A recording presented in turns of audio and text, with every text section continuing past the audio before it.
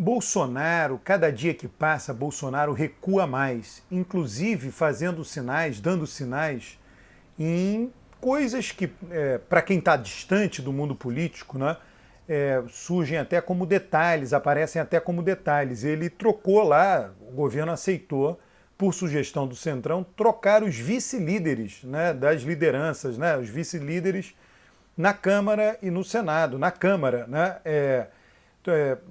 tirou lá aqueles deputados lá que agridem o STF e colocou deputados calmos, que não vão fazer isso. Veja, é um sinal, né, vice-líderes, né? Então o Bolsonaro está recuando cada vez mais, está cada vez mais dançando conforme a música das instituições. E vale aí a gente tentar entender o porquê disso. Agora, sempre lembrando, tá? As instituições se movem. É um trem, né? Não é um trem desgovernado, mas é um trem. Por que a expressão trem é interessante, né? O trem segue uma linha, né? A linha do trem, e ele é difícil de parar, ele é difícil de começar a andar e é difícil de parar, tem uma inércia grande. Então eu quero, nesse vídeo, eu vou tratar desse trem chamado instituições e que está andando aí, né? Os operadores lá, os maquinistas, né, que operam o trem, podem diminuir a velocidade dele, mas parar muitas vezes não é possível. Antes de continuar, inscreva-se no canal, curta o vídeo, comente os vídeos. O Bolsonaro e toda a sua turma, né, eles foram eleitos, né, 2018, assumem com muito poder, muito bem avaliados, e começam a fazer coisas, como é que eu diria, né, a expressão popular disso, começam a fazer coisas na cara dura. Né? Olha, beleza, somos todos poderosos, temos a presidência da República, né, não há controles, né, imagina isso, não há controles, então durante o ano de 2019 começam a cometer várias ilicitudes, digamos assim, né, que se tornaram objeto de investigação. Então tem lá gabinete do ódio, fake news, acabaram aí de ter contas suspensas, somando o Instagram e Facebook, dá 2 milhões praticamente de inscritos, de seguidores. Então eles continuaram trabalhando, quer dizer, como se fosse de fato uma milícia, né? A milícia sabe lá que tem um controle, tem a polícia, mas acha que dá para ficar fazendo tudo e que nunca vai acontecer nada.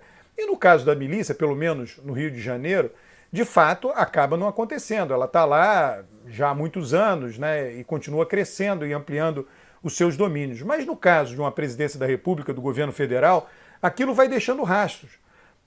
No passado, tais investigações ou tais evidências ou inquéritos, eles demoravam muito mais a acontecer. Se a gente pegar as investigações da Lava Jato, todos sabem que eu discordo de maneira veemente, já tem vários vídeos no meu canal acerca da Lava Jato, mas em todo caso, aquilo ali foi uma investigação de coisas que aconteceram muito tempo antes. Com o aumento dos controles e o fortalecimento das instituições de controle, as investigações se tornaram mais rápidas, cada vez mais rápidas. Então, o que o governo Bolsonaro fez de errado em 2019 começou a ser investigado, e até mesmo em 2019. E agora, aí as investigações têm um processo burocrático, têm um tempo político e tem um tempo jurídico, evidentemente, elas estão acontecendo. Então as instituições estavam lá olhando para o governo Bolsonaro, Supremo, Câmara, enfim, TCU, né, todas as instituições, né, uma teia muito grande de instituições, estavam olhando para o governo e aí elas em algum momento são acionadas e elas começam a investigar. Então tem lá o inquérito, a investigação das fake news contra o Supremo Tribunal Federal. Tá lá acontecendo. Foi prorrogado. O TSE, cassação de chapa, está lá acontecendo. Vai juntar uma investigação com a outra. Vai juntar. Então, o trem está andando, né? O trem está andando. O trem começou a andar. Nunca parou de andar, melhor dizendo. Ele está andando. Agora, os operadores desse trem, chamado instituições, eles são capazes de parar totalmente? Olha, eu diria assim, parar totalmente, não. Eles podem diminuir a velocidade do trem. Então é algo tradicional, eu chamo muito a atenção disso. As pessoas acham que governos, que justiça, eles só decidem quando eles decidem. Não. Eles também decidem quando eles não decidem. Não decidir é uma decisão. Até hoje não decidimos, mais de 20 anos de discussão, realizar uma reforma tributária. Ou seja, decidimos manter a atual estrutura de tributação. Então a não decisão é uma decisão. Por que eu falo isso? A justiça tem muitas não decisões. A justiça tem o chamado engavetamento. Quantos são os processos ou investigações que prescrevem e deixam de valer quando elas não andam? Então tem vários casos de prescrição. A prescrição foi uma decisão. A justiça decidiu absolver aquela figura. Se ela segurou, não decidiu sobre o processo por anos a fio e o processo prescreveu, ou seja, a justiça absolveu. Então a não decisão foi uma decisão. Pedir vistas é uma maneira de não decidir e, portanto, de decidir. Então, vários ministros lá no TSE, na cassação de chapa, podem pedir vistas. Se são 7 ministros, né? Se 2 ministros pedirem vistas, cada um por 1 ano, eles têm essa prerrogativa, eles vão ser pressionados, etc. Aguenta a pressão. Se cada um pedir por 1 ano, depois de 2 anos, Bolsonaro já vai estar no ano da disputa da reeleição. Não vai fazer sentido, ou se aquilo for colocado em julgamento, é claro que não vão caçar a chapa no ano da eleição. Tá? Então, a não decisão é a decisão. O Supremo, Alexandre de Moraes, pode reduzir a velocidade das investigações sobre as fake news do Supremo? Claro que pode. Mas ele vai deixar prescrever? Nem sei se isso se aplica, não tenho conhecimento suficiente para dizer se nesse caso se aplica. Eu acho que não. Tá? Então ele vai concluir e vai enviar para o PGR, Procurador-Geral da República. O Procurador-Geral da República também vai ter o prazo que ele quiser, um prazo longo, para aceitar ou não a denúncia, para instaurar ou não a denúncia. Se ele instaura a denúncia, ele manda para a Câmara, e a Câmara aí tem prazos obrigatórios que são rápidos, para a Câmara votar o afastamento do presidente ou não, ou para a Câmara não votar o afastamento, mas ela permitir que o STF aceite o afastamento do presidente.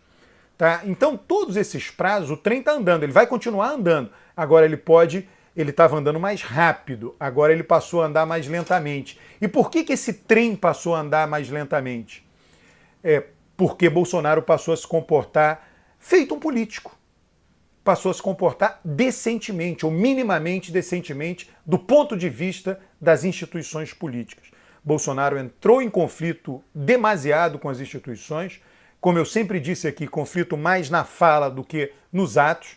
As instituições ficaram irritadas com isso, os operadores das instituições ficaram irritados com isso e pegaram todos os erros de Bolsonaro, todo governo comete erros, eventualmente até ilicitudes, né?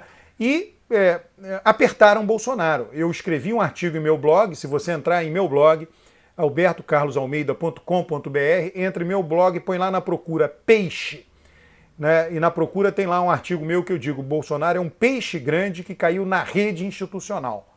Né? Ele está lá enredado nas redes, a gente pode utilizar várias analogias.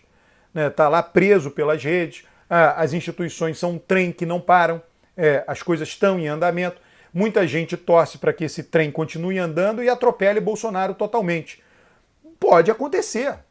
Né? As investigações, várias dessas coisas, repito, vão continuar sendo realizadas. Agora, o ritmo diminuiu bastante. E por que o ritmo diminuiu? Porque Bolsonaro passou a se comportar. Já fazem 5 domingos, talvez 6, que ele não sai às ruas para fazer nenhuma loucura, nenhum apoio, nenhuma manifestação. As manifestações antidemocráticas simplesmente acabaram. Não tem mais manifestação antidemocrática. O Centrão entrou no governo.